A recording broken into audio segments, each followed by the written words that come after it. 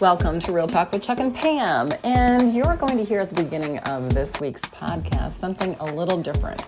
That's because you can now not only listen to Real Talk with Chuck and Pam's podcast, but you can watch it. Check it out on YouTube, follow Real Talk with Chuck and Pam, and stay tuned for a fun episode. Well, hello, everybody. It's 2023. And Real Talk, Chuck and Pam. We're going to try something new. We're going to try and disprove that old maxim that you can't teach old dogs new tricks. We're going to try something new with our podcast.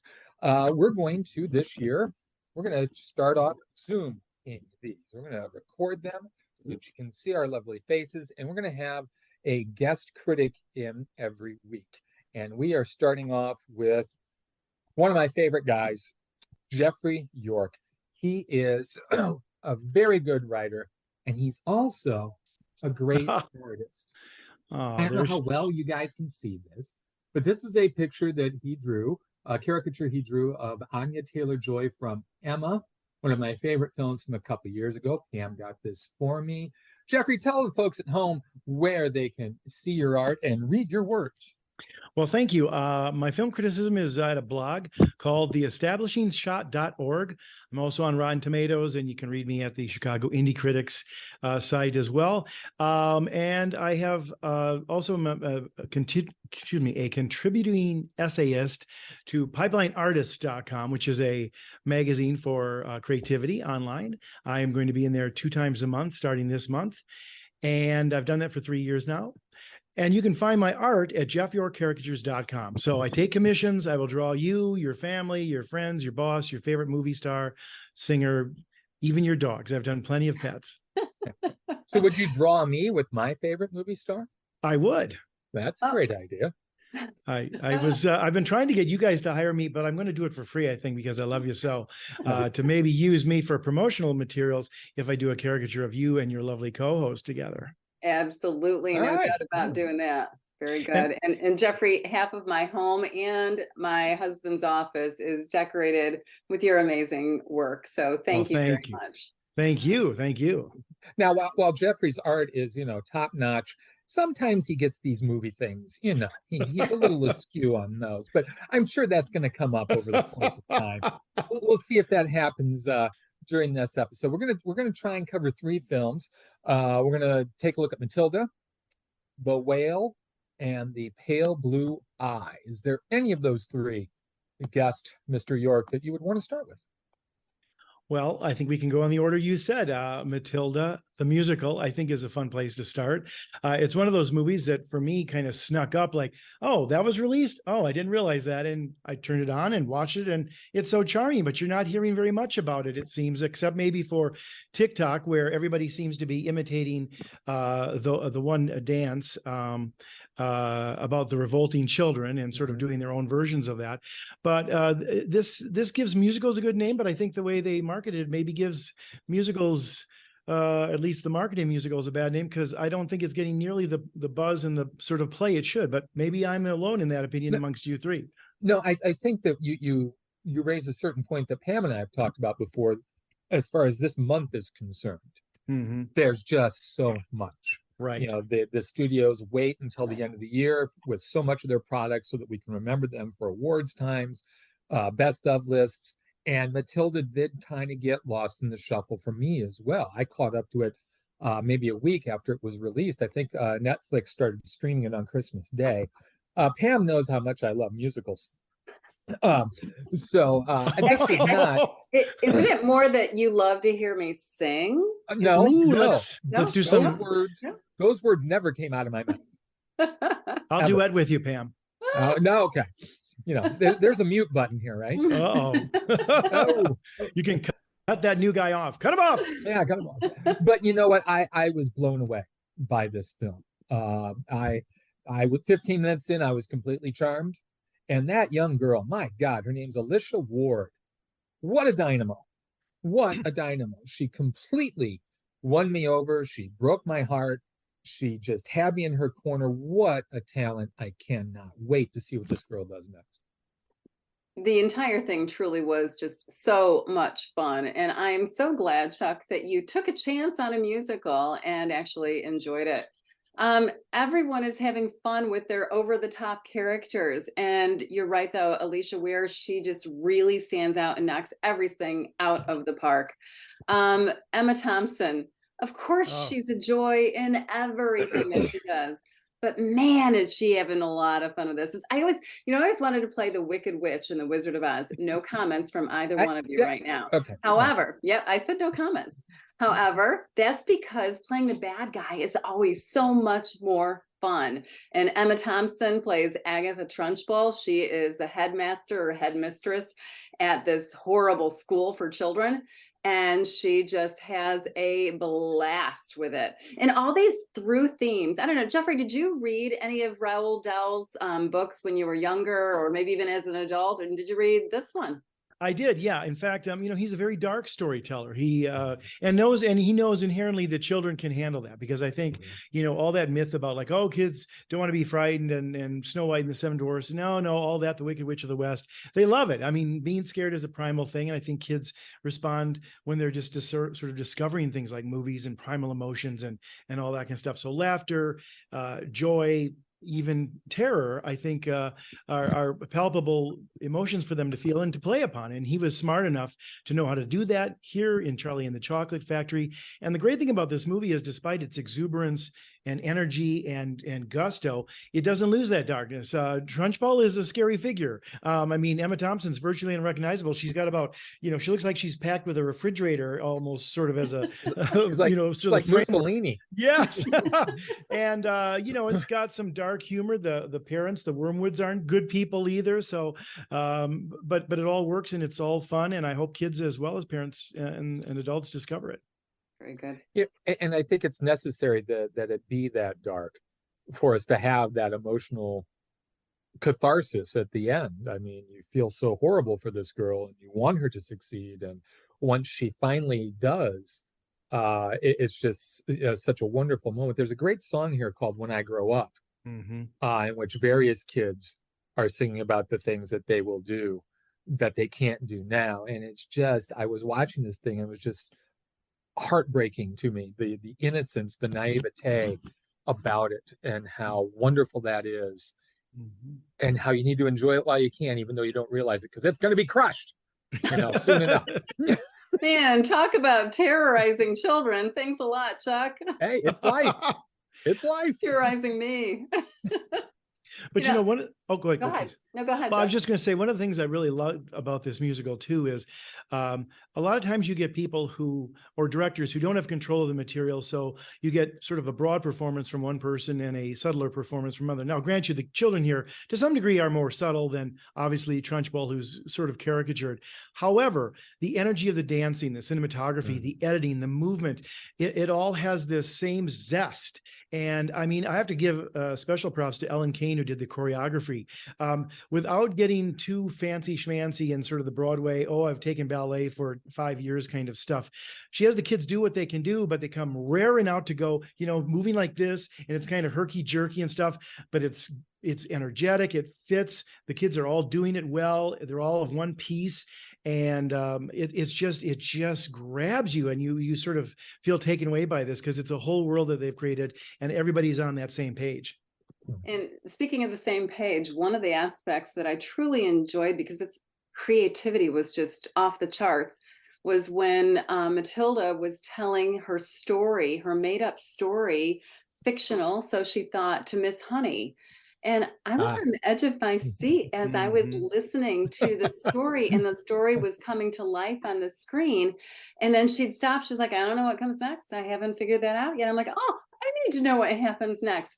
So there were two stories within this one, and they did such a beautiful job of melding them together and making it come full circle at the end. I did not read the book, so I don't know if this aspect was in the book or not, but I so enjoyed that. Yeah, I'm glad you mentioned that, because so much of this is about storytelling and the importance of storytelling and the importance of reading. Yeah, she talks about how, reading is her refuge. That's where she escapes. And I remember doing that myself as a child. And my fear is that so many kids of, this younger generation haven't discovered that. and will go without that and not understand or be able to discover, just how you take yourself away in a good book. And that was another aspect of this film I really loved. So well, and yeah. maybe, just maybe, when kids watch this on Netflix, because I think it's going to pick up steam, it did get buried during December. Maybe they'll realize Roald Dahl is an author, and he's got a lot of other books out there. So maybe they'll pick up another book. And there's a Willy Wonka prequel coming out this summer with Timothy Chalamet as Willy Wonka. We figure out how he became who he is. I don't think that's based on a Roald Dahl book, but obviously the character.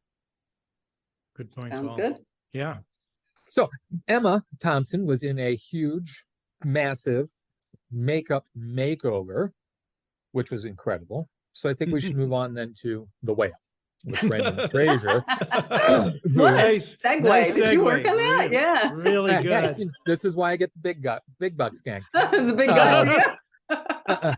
Freudian movie slip in there, which, Chuck. Mr. Fraser is barely recognizable. I have some definite opinions on this, but I'm going to let one of you guys start off on this one. I want to hear what Jeffrey has to say about this one. Well, I will tell you this, I'm very mixed on it. While I think that Brendan Fraser is terrific, and I think he uses his voice and his eyes and his facial features to great use here. I think you find that sensitive character, that character who would be inspiring to students as he's doing Zoom classes online, but he's not seen to them because he's embarrassed to show how big he is and has a lot of shame in his life. I found that he and maybe his housekeeper were sort of on it seemed to be in a different movie in some respects than the rest of the sort of cast and sort of the filmmakers, because they were very sensitive, I think, to the sensitivity of this storytelling and the fact that this is a very sad character, tragic figure. And yet I found that the other characters were really sort of contrived and didn't seem very real. I felt they were theatrical conceits, particularly the missionary who comes by. I mean, my God, it's like you have to change that from theater to the screen. It does not work to have those kind of everybody comes in entrance and starts, at 11 and going on, and it just became kind of shrill and fakey. But the other thing I'll say too, and this is funny because I generally like Darren Aronofsky as a filmmaker, but I would almost like to go and see it a second time just to count how many times we cut to the Brendan Fraser character, Charlie, eating, sweating, looking grotesque. I mean, for this movie that is asking us to look past this and see this sensitive soul who's trying to connect with people and ask all these other people who really can't get past his sins and the grotesqueries of him.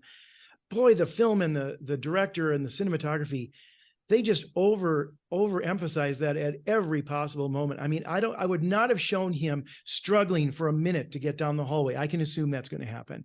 I think they missed opportunities to show him enjoying art, enjoying music, citing poetry, something else that showed who this wonderful character is, rather than always, now he's depressed, so he's shoving pizza in his face. I know that is part of the character, that is part of the story, but there was a lot of emphasis on that. And I thought it was belying the sensitivity that I thought, that Hong Chow and Fraser were bringing to the roles that they were playing versus the other characters who are sort of antagonists. I felt the filmmaker was almost antagonistic to the character of Charlie.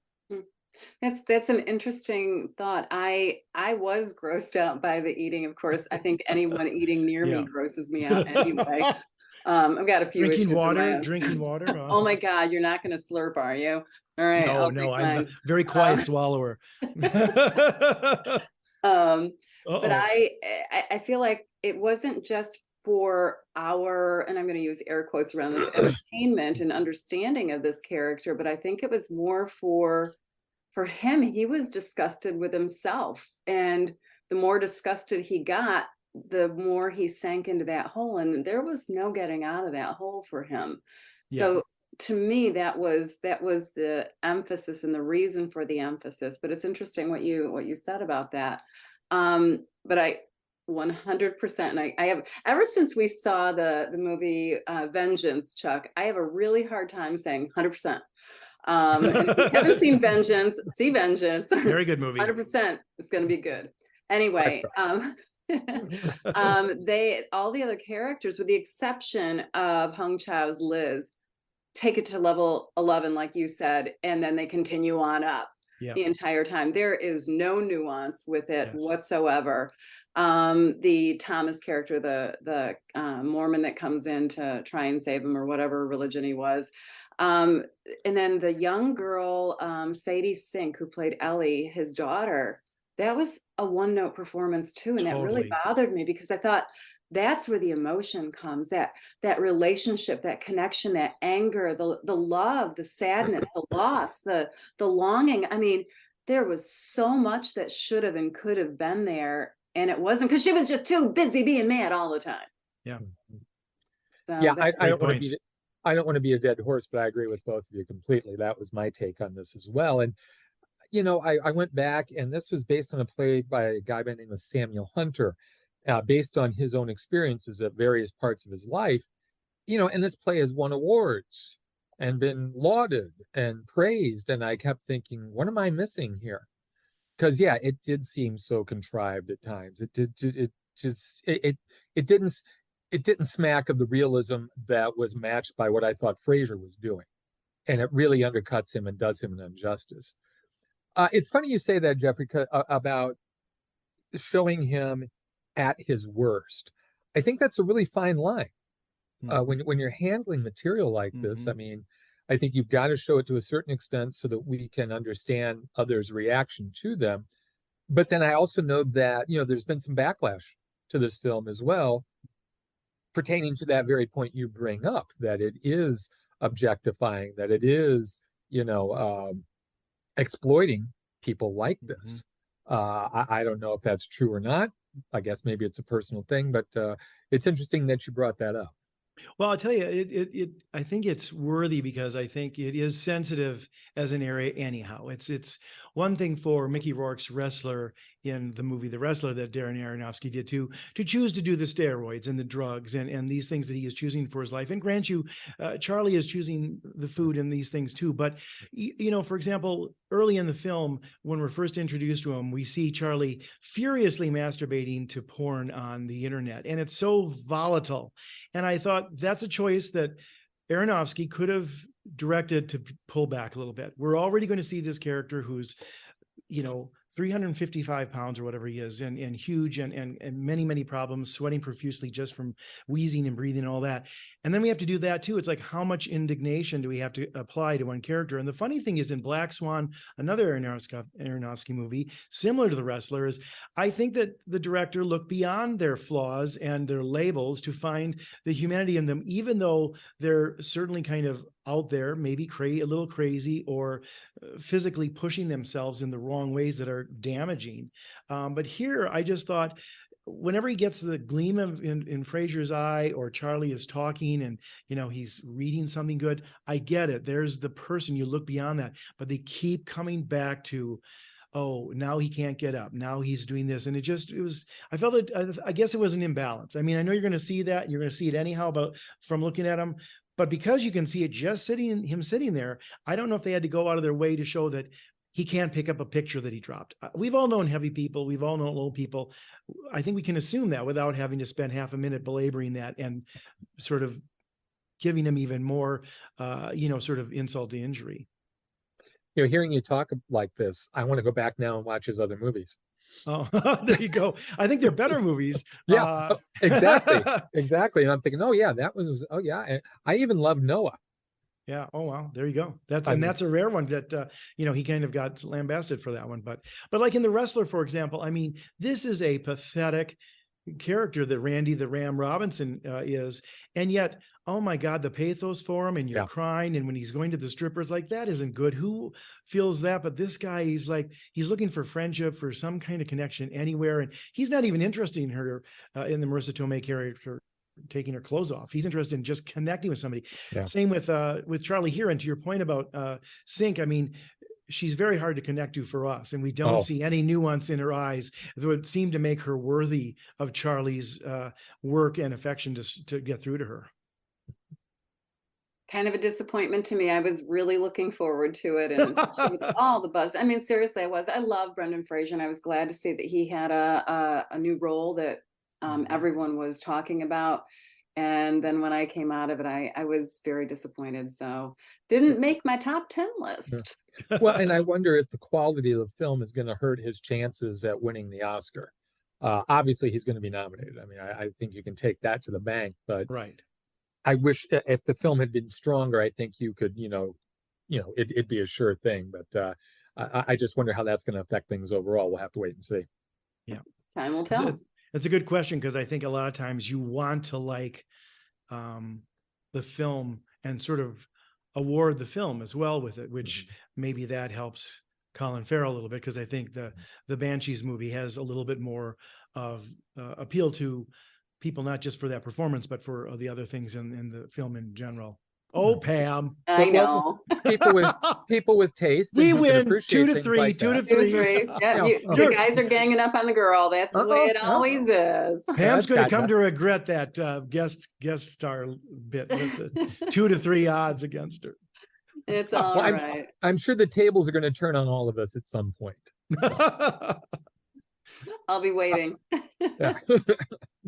So another movie that came out on I believe it was Christmas Day as well, or at the end of the year, was it came out on Netflix on January 6th and was in theaters the week before, The Pale Blue Eye, with Christian Bale as a detective in the 1830s who is called to the West Point Academy to investigate a very, very gruesome murder. And wouldn't you know it, one of the cadets there happens to be a young would-be writer by the name of Edgar Allan Poe, who he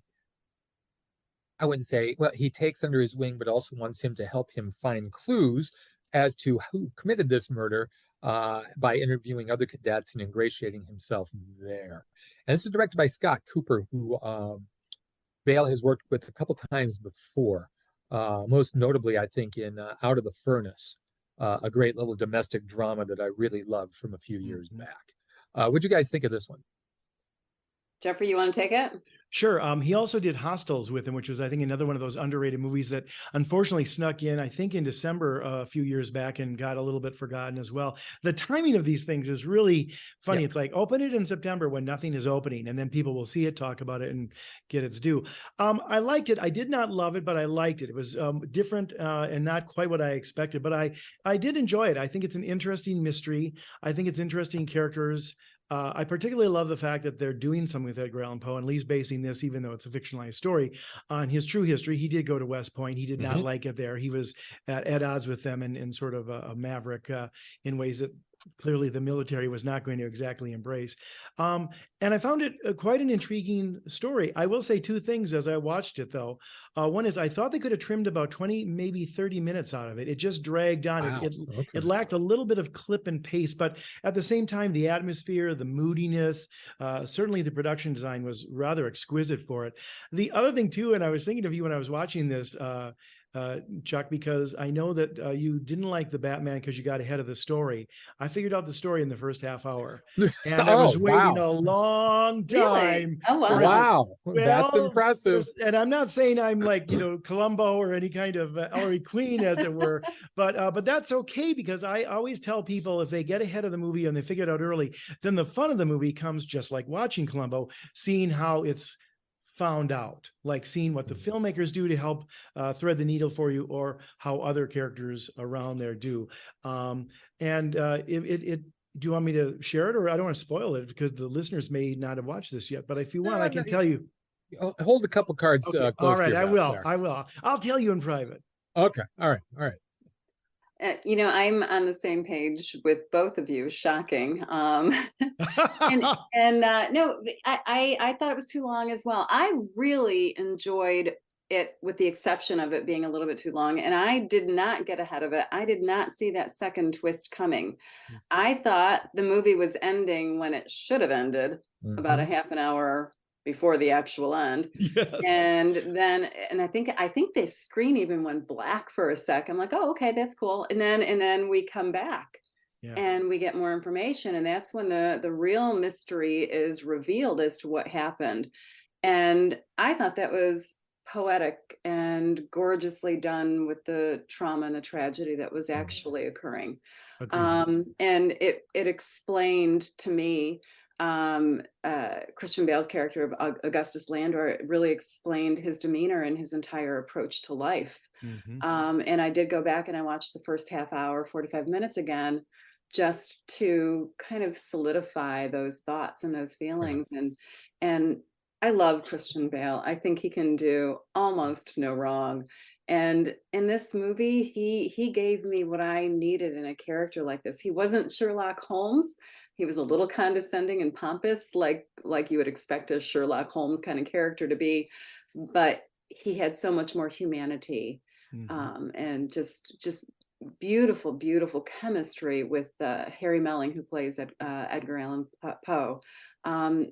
Together, the two of them in that father-son type of relationship that breaks apart for different reasons. And again, another tragic moment in a relationship. This entire film is about, to me, relationships and loss. And I thoroughly enjoyed it, with the exception of, I agree, another 20-30 minutes cut down. We slog a little bit in the middle. I didn't have a problem with the length. No? I thought it was fine, but I really loved the ending. Really loved the ending. And then I had to think back, okay, do all the pieces actually fit? Did it really? And it does. I used to teach Poe, and I just loved the references throughout. Yeah. And they're not really overt, but they're there. He creates the mystery story, the detective story. So obviously the implications that this would maybe be the impetus. His detective that he creates is C. Auguste Dupin, and of course Bale's name is Augustus. All these tragic heroines that are in his poems and stories are based on it could be based on the character played by Lucy Boynton. So I loved all these little Poe allusions that they had throughout. Yeah, exactly. And boy, atmospheric, really atmospheric. This has been going around for like 40, 50 years, but Sylvester Stallone claims to have a script. No, Jeffrey? No? I don't think he's the right guy for that material, but I'll tell you why in a second. Go ahead, continue. No, but with this kid in a biopic, maybe based on Stallone's script. I mean, this guy could play Poe the rest of his life. I thought he was great. Oh, he's a dead ringer for him. Yeah.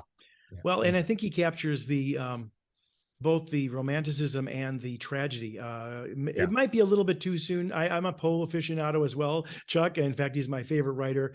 I don't know if he was quite that tragic at that early an age, but we'll give him a little bit of license because it is a fictionalized version of this. But I agree with you. I think that he was very good, and he's the most interesting character in it because you can't get real handle on him right away, and you wonder why the hell is he at West Point when he seems to be such an upstart. And we find out all those reasons why. The one thing that I think is interesting too, Chuck, that you've brought up, and I love the fact that you're a Poe teacher as well, as I'm always shocked how little of Poe has made it onto the screen. And I'm not sure about Stallone's version of it. I've heard some good things about it, but then I've also heard him say, like, he worked out a lot. He was actually in very good shape. No, he wasn't. He was he worried the weight off. That's what his story was. I mean, but I mean, it's a fascinating life that we've not really seen put on screen very much. And usually, if it is, it's like this one or the movie The Raven with John Cusack, where they're fictionalized versions of them, where they're asking Poe to do things that he didn't do. When all the things that he did do, he was an editor, he was a puzzle maker, he was almost like the Riddler and stuff. I mean, he was constantly creating puzzles for, and that's where he made his money from, for newspapers and editing other books. He got into fights with famous poets. He presented his poetry. In fact, the way he made money off of the Raven poem was not through its reproduction. There were no reproduction rights on stories then. He made it from reading it in theaters to people and stuff like that. So there's so much of his life that has not been exploited or for that matter, even told at all. And this was a nice reminder of, like, he had a fascinating even childhood. So let's come back to him. You think maybe his life's just too tragic? It is. That no one wants to cover it, maybe? I think that's exactly why. And I think that everybody goes, oh, he's a downer and he died mysteriously and he's a drunk and all these things. But at the same time, he always was trying to save his wife from dying from tuberculosis. He did not, which is ironic because his greatest success when he finally had money to get her doctors was that period of his life when he wrote The Telltale Heart, The Bit and the Pendulum, which were basically putting him in the role of his main character in these stories as sort of the victim of circumstance, and sort of these humongous odds against him, like this disease was against his family. But he wasn't able to save her because people died from consumption back in those days, as they called it. So there's a lot of, I think, of interesting stuff to his life, but it is a sad story. But I also think that sad stories should be told as well. And for studios that don't want to tell because it's a sad story, they're missing out on the real history of one of the greatest writers. You know, Jeffrey, I know that you do a lot of screenwriting. Have you thought about writing something about him? You know, I don't know something. I can't believe you asked that. Actually, I am writing a screenplay about Edgar Allan Poe. I wasn't going to say it because I thought it sounds so self-serving, but it is. But it's about, I love it. It's actually about that very time period when he was finally reaching some success as a writer, because so much of his life was struggling to that. And he was making money as an editor and, you know, sort of the toast of the town. And yet his wife was dying and it was all trying to help her.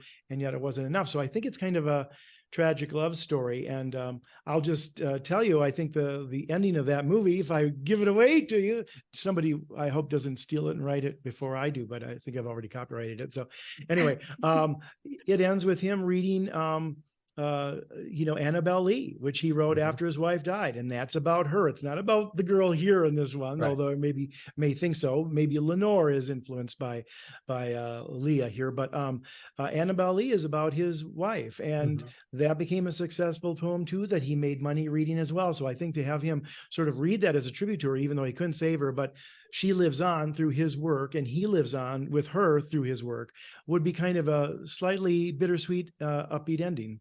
You know, I think once you get your script, I think once you get your script done, you need to get it to Darren Aronofsky to go with his self-destructive characters that he seems to there you go. Well, he's really already concentrate on. He's already got Melanie who could play the role. You know, you're halfway done with this project. You know, it sounds like it.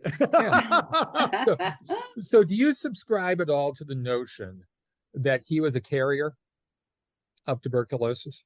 You know, I don't know. That's a good question. It's a really good question. Because I've read that theory because, right. You know, his adopted mother, right. His own mother, a woman that he also fell in love with. And of right. course, they all died of tuberculosis, but he never got it. And there's this notion or theory that perhaps he was in fact a carrier.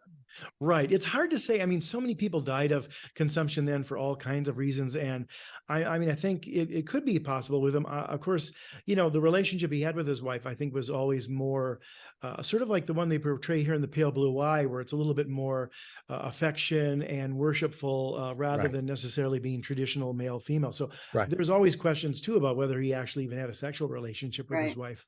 And that he may have been a closeted homosexual. Whether or not that's true doesn't matter. But I think his relationships with many people, including his own wife, were very different and unique, as is kind of this sort of Holmes-Watson version that they've got going here, which is more like father-son. Right. Well, Jeffrey, thank you so much for joining us to talk about 3 films. And we really enjoy your input, your insight, and your intuition with everything. Remind our listeners again where they can read and where they can purchase some wonderful caricature artwork and anything else you want to share. Well, thank you. That's very kind of you. I can be read. My reviews are up at theestablishingshot.org. That's my movie blog. I also occasionally do television reviews there. In fact, I want to write about Slow Horses. If you haven't seen that, that's my recommendation. Another thing that sort of fell through the cracks in December. Yeah. I also can be read on Rotten Tomatoes, and you can find my caricature work at jeffyourcaricatures.com. Again, available for all kinds of commissions. So let me know. Awesome. Thank you, Jeffrey. Chuck, Thank good you. to see you. You too. Thanks, Jeff. Appreciate it.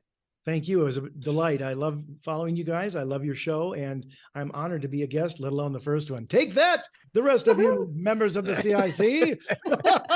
And as a parting gift, you see this little Real Talk with Chuck and Pam mug. You will be getting your own vessel for liquids of your choice I love with that. Real Talk with Chuck and Pam. So I will send that your way.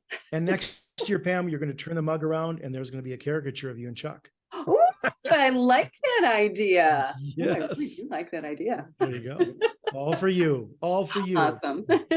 Thanks, Jeffrey. Thanks, Chuck. Thanks, everybody, for listening to Real Talk with Chuck and Pam.